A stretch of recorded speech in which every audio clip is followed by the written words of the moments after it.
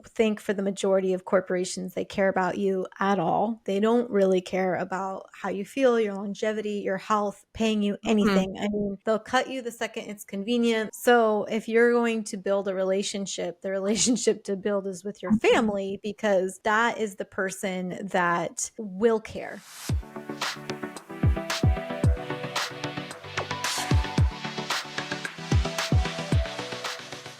This is Raising Mama, a hilariously honest podcast dedicated to unveiling the hidden realities of motherhood. Our goal is to arm you with the information and tools you need to be your most confident and empowered self. This podcast is packed with unfiltered testimonies, diverse perspectives, and expert opinions, along with a good dose of laughter and tears.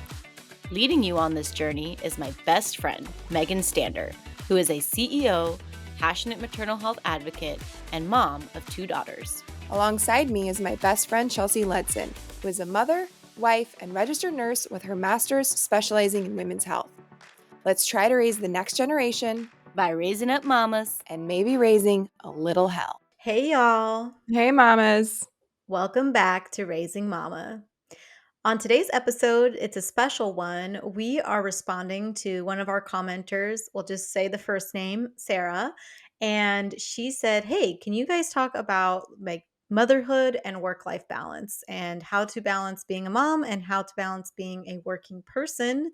And since me and Megan are those things, we said, let's answer our gal out there and everyone else. So we can just kind of discuss today what it is, what are our challenges, our specific challenges, and maybe some of our solutions. And hopefully that can help any of you other mamas out there who are working and also raising kids. Yeah, I mean, this is a tough topic because I feel like one of the most common things I've heard is like there is no work-life balance when you're a mom, and I think that that's definitely pretty true. So, to start this out, I'd just say like let go let go of expectations because I think that is something that drives a lot of the stress is wanting to be able to do it all. And in fact, for the most part, you just simply can't. And I think the sooner that you come to terms with that, the better.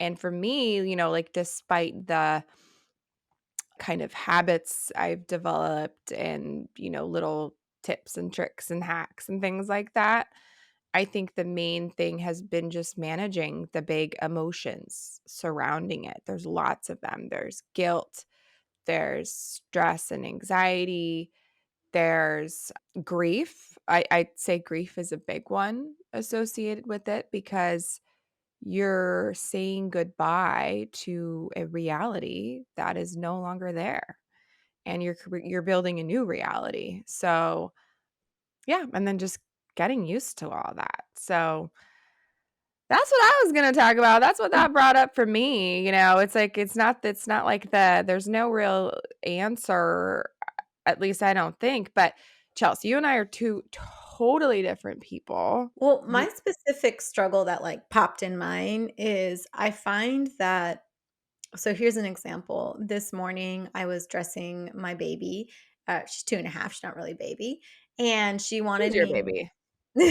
She wanted me to dress her stuffed animal as well, which is like super cute. And this morning, it was so cute. Like she had picked out the outfit, and it takes her like quite a much longer to get dressed than me, right? Because she's 2.5. So picking the clothes out, pulling up the underwear, like fastening the buttons take a long time. And then doing that twice on a stuffed animal takes even longer.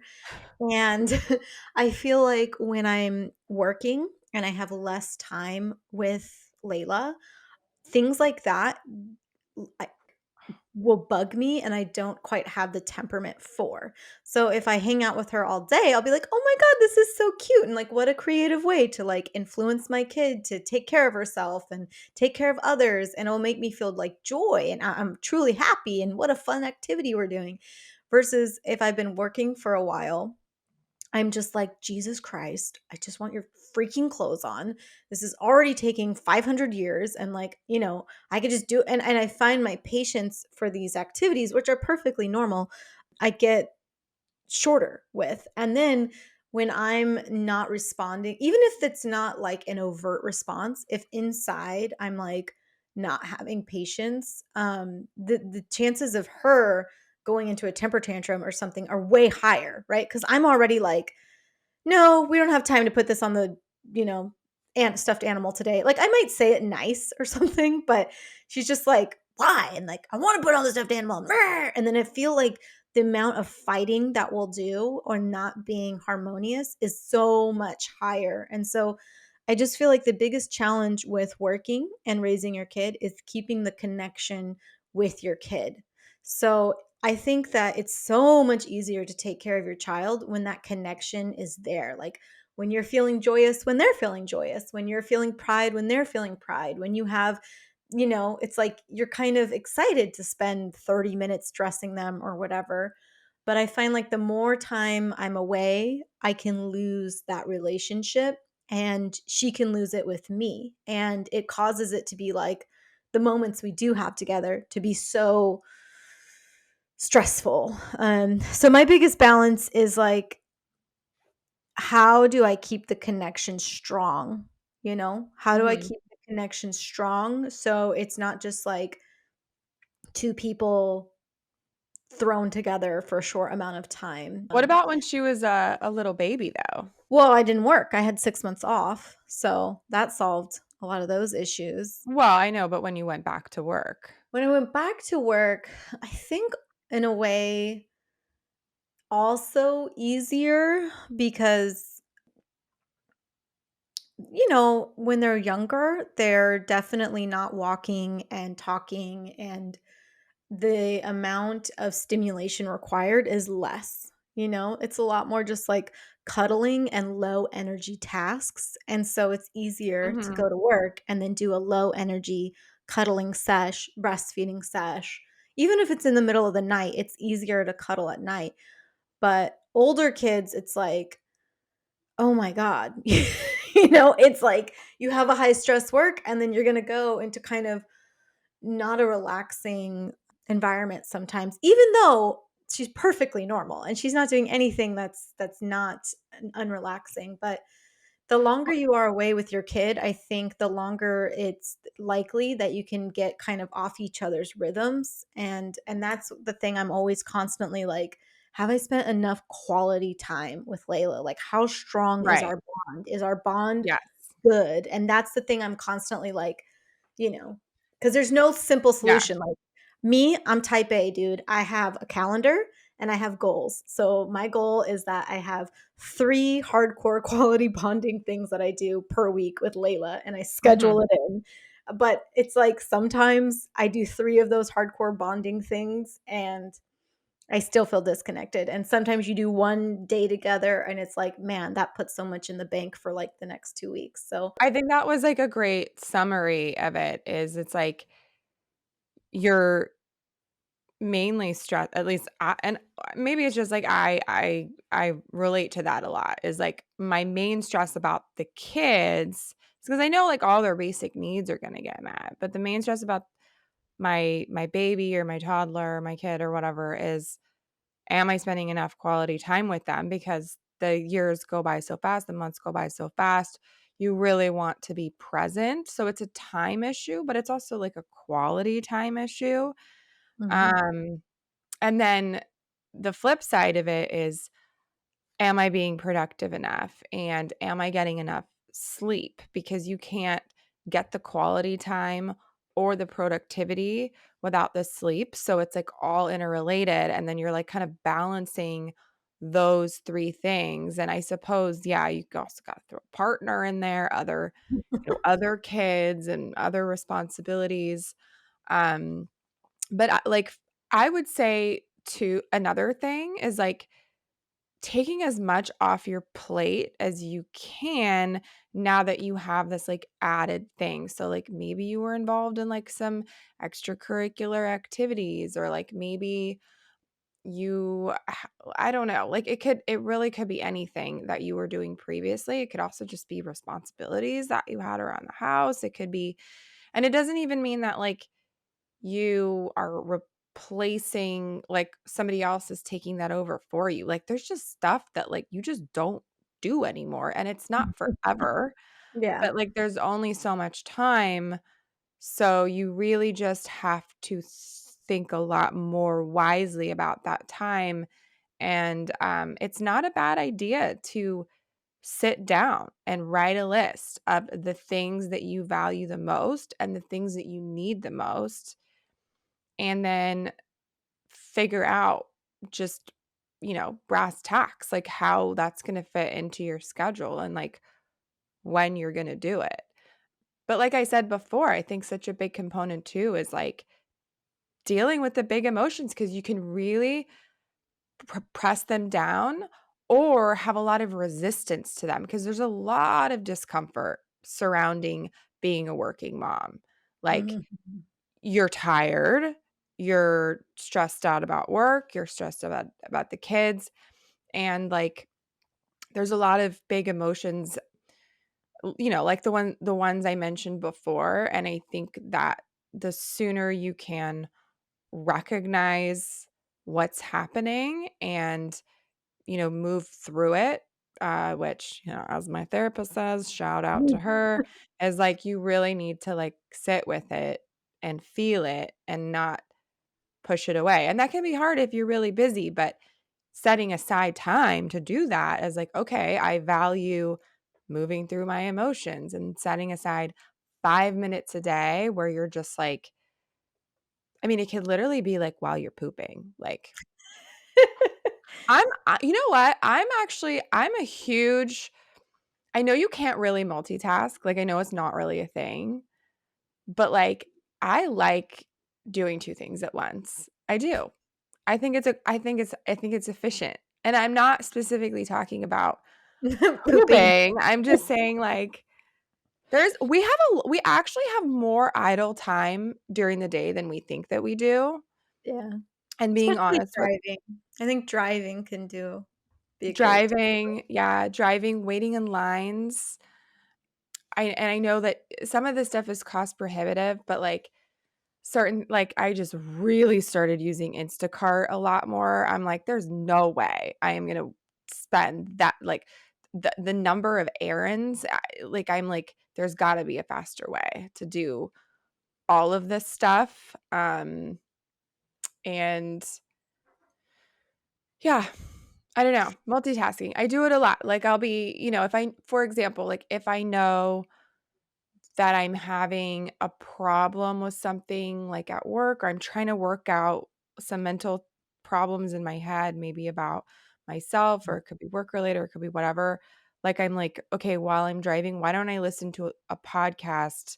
So, like, even if I can't do an active thing, even if I don't have the time to work, or I don't have the time to, like, read a whole book, I'm Mhm. like, let's do some, what are some, like, lower grade passive activities I can do to, like, still get the ball rolling and, like, get something out of it that Mhm. isn't going to, like, stress me out or, like, set some really high bar for, like, what I can accomplish today. Totally.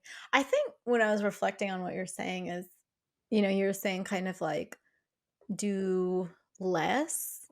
And my interpretation of that is like slightly different because I think a huge part is pivoting. So an example is I used to travel all the time. And in general, when I was thinking of high quality time with my kid, I'd always think like it's me and her going to the museum. It's me and her, that's just how I am. Like it's us doing this whole trip. And then I realized, oh, like this isn't the season for travel, right? Like traveling just means, us being frustrated in an airport for 3 hours and like screaming and like it was actually not the season for that. And like pivoting my mindset to say, oh, traveling to our backyard and like staring at bugs is actually really high quality time and kind of fills Mhm. the same bucket. Like, I think it's more of a pivot and knowing that, like you said, it doesn't last forever and to kind of cherish the season of life that you're in.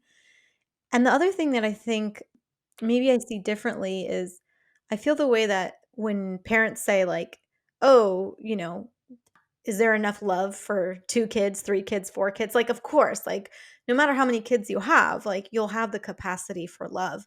And I think the same is true in the opposite, where I think your kid will have the capacity for love for many different primary people in their Mhm. life. So, they'll have a lot of love for their teacher at school, their grandma, auntie, ballet teacher, whatever it is, you, daddy. And I think that sometimes, yes, if you can't find these co-parents to go with in your life, then you're going to have to do less. But also, I think the more people that your baby loves and is attached to, it's really great because your baby is then their cup is full, they're not getting every single thing from you. Like, they're just as happy spending that whole day with grandma and getting their cup filled that day from grandma, this day from dad, this day from preschool or daycare or whatever.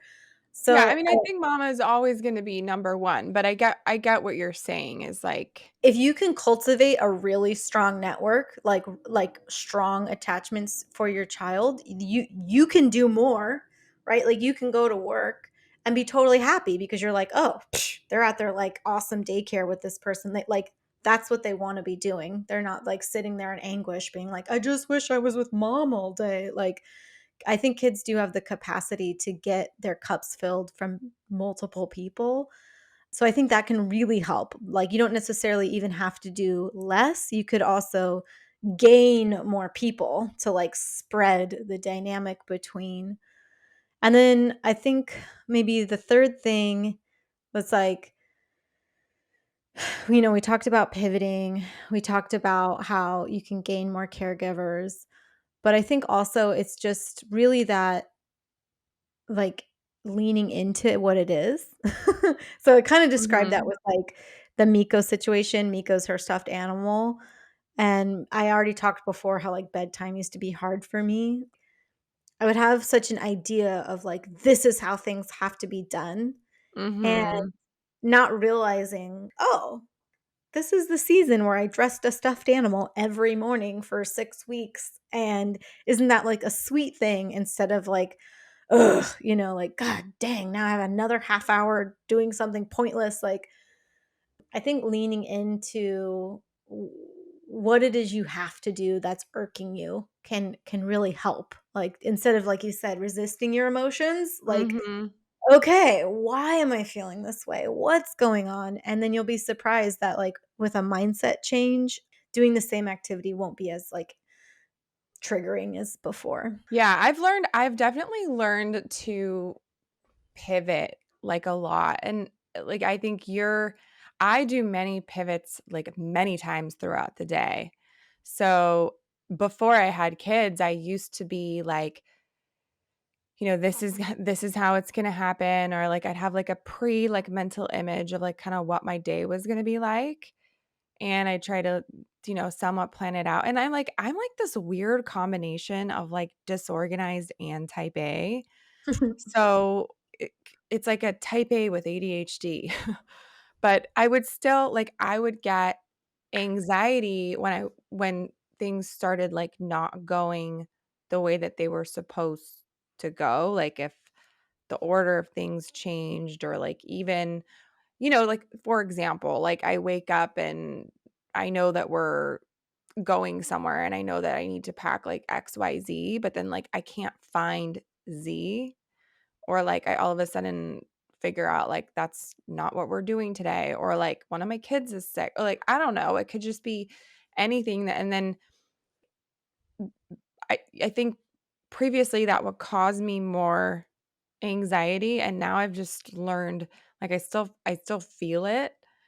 I feel like that was, like, a bad example, like, but No, I get what you're It saying. it's kinda related to, like, what you were talking about, the getting dressed routine. It's like, you're like, I'm gonna dress my child," but then they have a fucking shits explosion, and you have to, like, wash everything, and then you realize it's, like, also on your shirt, and then you have to change real quick, but then you go upstairs to change, and then, like, you don't like it just like all of these things can happen and things can like tumble out of control, but like that's the side where I've just become more chill. I'm just like, whatever. Yeah, we won't do that. Or like, sure, don't wear that. Like, I don't care. Like, I just kind of don't sweat the small stuff anymore. And it's weird because it's like, wait, wasn't this a conversation about balancing work and motherhood? But I think that that feeds so much into just, Your brain has to kind of swap because at work, things are exact. Do you know what I mean? uh-huh. Especially me, like, I'm a nurse, like, you can't be like, maybe I give this medication. No, maybe." No, like, you have to dress appropriately, you have to be there on time, you have to do the things when you have to do the things, you have to everything is like a little especially in nursing. I mean, it is like a Swiss iron clock. What is that saying? A A Swiss Swiss iron clock. I don't know. You know what I'm saying? There's a saying, Swiss clock. Probably. Anyway, it means it all goes really well together. Yeah. But, you know, home life is the exact opposite of work life, right? Like, it just is. It's so much more like things just change on the dime, like, there's a lot more emotions, and having the space to kind of, like, reset your brain is, I think, really important, which, for many, it's just, like, the drive there, the drive back, right? Mhm. Kind of reset your brain. I've said this before, but typically, like, part of my routine is I mind dump with, like, my husband. So I, like, mind dump, and then by the time I step in my door, boop, work's gone. Like, you Yeah. know You have to Right. be really well at adapting the between work and home and scenarios changing, and especially in toddlerhood is that's when you really like get very well at adapting. But I think even like with a baby, it's like you go out to eat and then you think it's going to be like a cute little brunch and then the baby's like crying the whole time and it's like, "Oh, gotta adapt. Like guess we're not getting." So I think that's when you first start learning it, but then it feeds into the work life balance. But ultimately, the hardest part about balancing work and motherhood, at least from my perspective, is productivity. I suppose if you have like a 9 to 5, then you work 9 to 5, which I did that for a while. Then my main thing was being present, when I got Mhm, home. But if you don't work a 9 to 5 and you're more work from home, maybe you're like have your own business, that is tough because or even if you just have like tasks from work that you need to do at mhm, home or any project hobby you're working on, I don't know. um, is like how much time with my kids do I give up to to get that done? And how much of my work am I willing to give up? And I think I've just accepted that things are going to happen a little bit slower than I mhm, want them mhm, to. mhm, And the other thing is you can burn the candle at both ends, and I know that both of us are guilty of that. But I don't recommend doing that long term. I would do mm-mm, that in sprints, and sprints mhm, are a great way to get a bunch of stuff done. Have a very serious week where you are burning the candle at both ends. I'm talking like after bedtime you're working, but be mhm, very conscious of your sleep. Try to it's so easy once the baby goes down, the kids go down to like want to zone out and like watch the Netflix or scroll on the phone and like do a good, it's like we all say we have to live most of our adult life after our kids go to bed, right? But so you want to do all that, but whenever I'm doing sprints, I really don't do that. But I know that I'm not going to do it for very long. So it's like, okay, this week, every single night after the kids go to bed, you're going to work and you're only going to have like 30 minutes to wind down before bed. That's it. You're not going to bed late. Sorry, you didn't do anything fun today. But it's only this week. You just have to do 4 days of this, maybe not all in a row, and then next week you get to do like all of these fun things. So, yeah. it's Yeah, it's it's one way. I think that this is my personal opinion, but work will pretty much always be there, and your kid developing and your relationship just won't. And Mhm. there's that song, right? Like, oh god, what is the song about the guy who like, oh god, this is gonna kill me. You know where he's like, uh, "We're gonna have a good time then, son. You know we'll have a good time then, and the cat's in the cradle and the silver spoon." And basically the song How did I know it was gonna be Cats in the Cradle? but the song is about, like, the little boy wants to, like, go play, baseball with his dad, and the dad keeps telling him, like, "Oh, not right now," because he's at work. And then eventually, right, the dad retires and he's like, "Okay, like, let's go play." And then his son's like, "Oh, no, sorry, dad. Like, I'm too busy. I'm at work." And, you just realize that this is my opinion. I don't think for the majority of corporations they care about you at all. Like they don't really care about how you feel, your longevity, your health, paying you Mhm. anything. I mean, they'll cut you the second it's convenient, they'll do whatever. So, if you're going to build a relationship, the relationship to build is with your family because, that is the person that will care, they will care, and your husband will care, your mother-in-law, those are the people that, will pick you up from the airport, will be at the hospital holding your hand, when you're Mhm. sick and stuff like that. And yes, you have to work because everyone needs money and everyone needs to survive, but I think the most important thing is like, what am I getting out of this job? And you don't need to give more than your job is requiring, and you don't need to take on more money than what is enough to provide for your family. So if that means you need to work 80 hours a week and, clean houses and you don't get to see your kid very much because that's what you need for them to have a roof over their head, then that's great because you know what? That's what you needed to do to have a roof over your head. If it means, oh, I can work 20 hours a week doing this, because it pays X amount to keep the roof over your head, great. But the time to do bigger, to take the bigger leaps at work, to go all in, that can be like later for sure. Especially I think once kids are in grammar school and middle school and high school where they're gone, 7 a.m. to 3. Companies just don't care, and your family does. They just don't, like, seriously, they do not care. And so, it's always important to really, really think about work, like, "What am I getting out of work?" And if you were to cut anything, like, cut anything extra, like, work related, Like, some things I cut for sure were, I used to do a lot of, like, breakfast in the morning with coworkers. I used to do a lot of, like, parties for my work, and set up a lot of, like, extra social activities. I used to do a lot of mentoring for, like, new nurses and, like, Mhm. put together, like, socials or just spend time or whatever, and I cut, like, all that out because I was just like, I can come back to that later.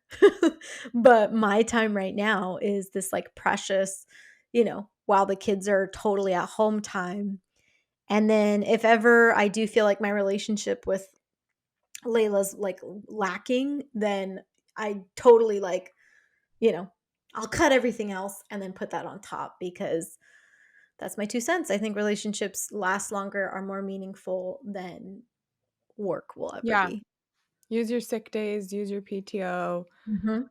do all that stuff. I mean, it is kind of like the classic thing that people say is that, like, it goes by so fast, but like, it's so hard because when you're at a job, sometimes the importance of everything at work seems you're in, like, this, like, bubble almost, like, it's Mhm. everything just seems so important, so the more that you can give yourself that, like, 10,000, feet from above, like, view of things, but now we're getting into sort of, like, existential shit where it's like, what if you died tomorrow, like, what would you do today? Like, things like that, but it's so important because I mean, shit, mine are like 3 and almost 5 now, and if I could rewind and go back to when they were babies, I would because I know even despite trying my best to be present, that I wasn't always. And sometimes it was because of my brain just on work. Like just mentally, my head was on work, or like my phone notifications, like getting an email or something while I'm hanging out with them. Like turn that shit off and just soak it up like as much as you can, because it's like a it's like a fucking vacuum, like sucking you in, and you have to have very firm boundaries about like ending it when you need to end it. And I could have done that better. So, Yeah, I work in the ICU all of COVID, and now I work oncology. So I'm like around death all the time. Been to like a gajillion funerals, done a ton of the like last phone calls, like all the things. And I'm 100%, I can tell you, nobody ever got anything from work. You know what I mean? People don't even get flowers from their work. People don't, nobody, work is not there. It's not what they're talking about. It's not what they care about. Um, mhm, it's like not the thing that when I'm sitting there holding their hand, talking about the next great unknown, it's not what they talk about. Like, it just isn't. They're not like, "Wow, it was so fantastic that I spent so many years on these spreadsheets," or whatever. mhm. Usually, they're talking about their grandkids. Usually, they're talking about that one person or thing in their life, a dog, and usually they're talking about, like, just overall life, like a life lived, like, "Oh, wow," "I got to experience this and do this," and the people, I would say half of the people who I've helped like pass away don't have anybody around them. And then the ones that do, it's family. So, and for sure, you can see the difference between a patient who's like there with, the like 20 people in the room, like sleeping on the ground or whatever, or even just the one person who like shows up every day and holds their hand. They are like, they pass with, like, they say, like, a smile on their face, like, there's a lot more,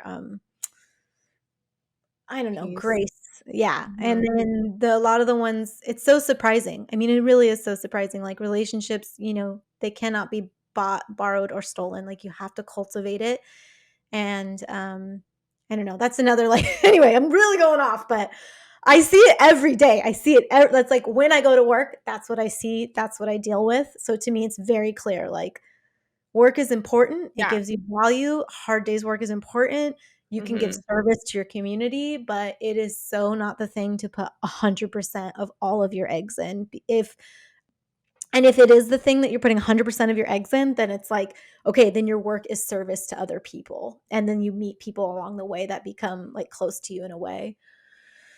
So, sorry, that was my little nurse vision there. Yeah, it's tough because, like, for some people, I mean, obviously, all of this, for one, we're not telling anyone what to do because only you will know Right, what you need to do. It's just these are our experiences, and totally. you'll choose what's best for you.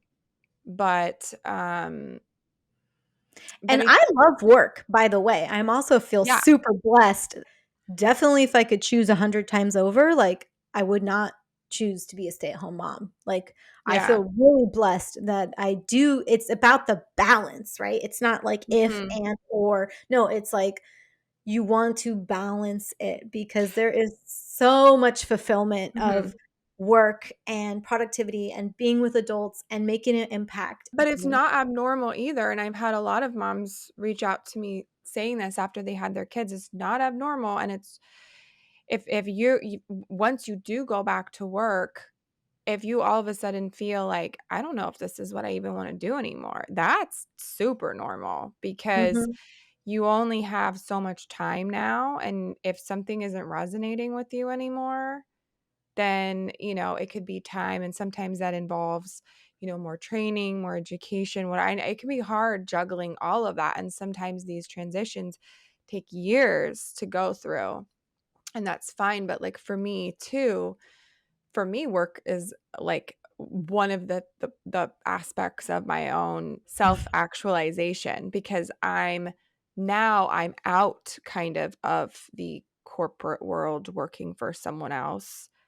I, made the decision to leave that, and now it is actually part of my self-actualization, which is great because it's like, "Oh, I have arrived," but, like, it's also a new level of financial stress, and the freedom sometimes can also be stress. It's just like its own unique set of challenges, but it's tough to then because now it's so tied to my identity that I have to, like, work out new ways to, like, set, boundaries around when I'm working and not working.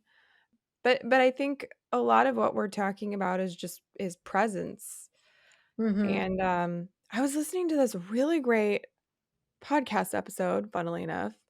No, it wasn't us, and, he was talking about, like, the number of if like, mapping out your life in the sense that, like, you only have a certain number of weeks left in your life, and, thinking about I think it as more of, like, a finite thing, like, you only have so many weeks, so, like, what are you gonna do this week? And if you think of it more like that, then it can help you create and build balance in your life because you're doing so consciously. It's not just about taking all of these things in our life, the stuff that we have to do and being a mother and all of the responsibilities that entails, but it's also like you don't want to be you always want to respond, like you don't want to react, like you want to be in more in control of your situation and design your life a little bit more. That's I think that is like essentially that's part of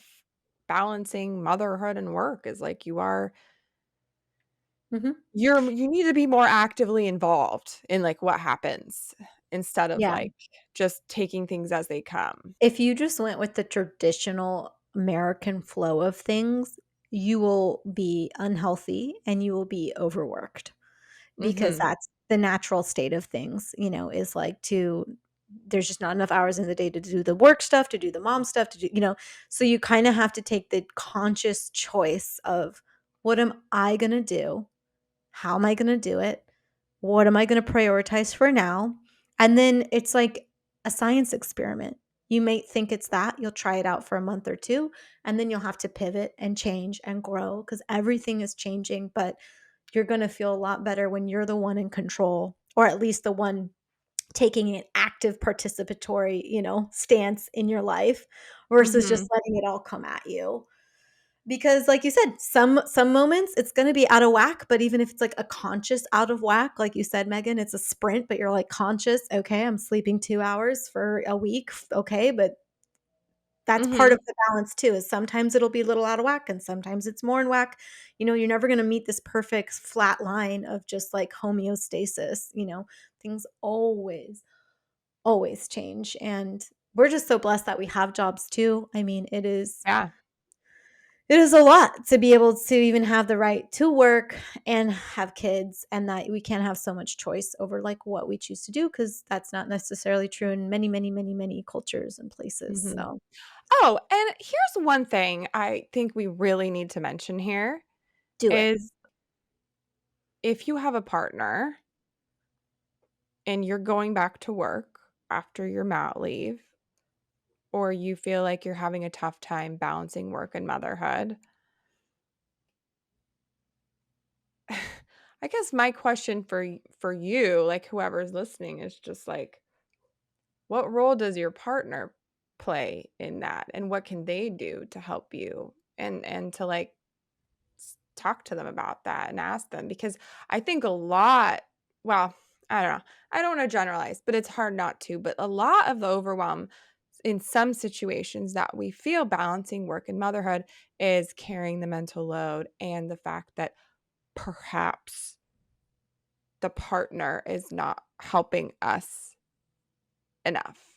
Not always, but historically, it is the case. So if there's, I'm talking like work around the house, appointments, remembering things, remembering to do things, just that whole aspect of manage. Sometimes overwhelm can simply be from that. So I feel like the partner component is huge, like fostering a team. And it's like it's a labor is a resource, and your partner is a source of that. And Chelsea has an excellent labor management system in her house. But, if you Yeah. didn't talk about that before, then, don't ask. It's okay to ask for help. I have a whole damn pajama related to this, and it continues on into the Yeah.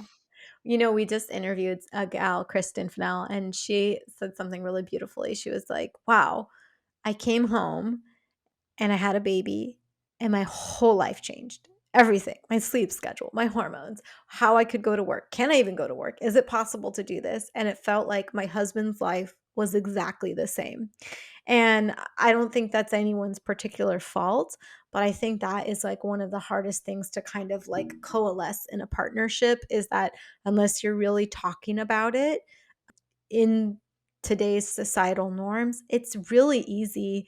Again, I'm talking very big generalities. Let's say you're heterosexual and, everyone's doing traditional roles, but it's really easy for a male to just continue on with their life. Like, before I yeah. worked and that was great. And before I did soccer after work and that was great. And before, I ate these things and that was great. My body looked like this. And now, the transition is just really fast and all at once, traditionally from like that woman's perspective. So helping understand that, the change can be big on both sides is can really help. And we're in this like era too where, people can live life however, again, in this area kind of where we live, in our more modern society, that you can choose, be more participatory in what kind of lifestyle you want, and your partner has a huge impact on what kind of lifestyle you can lead, and you don't necessarily have to fall into all the traditional roles that necessarily people were doing before.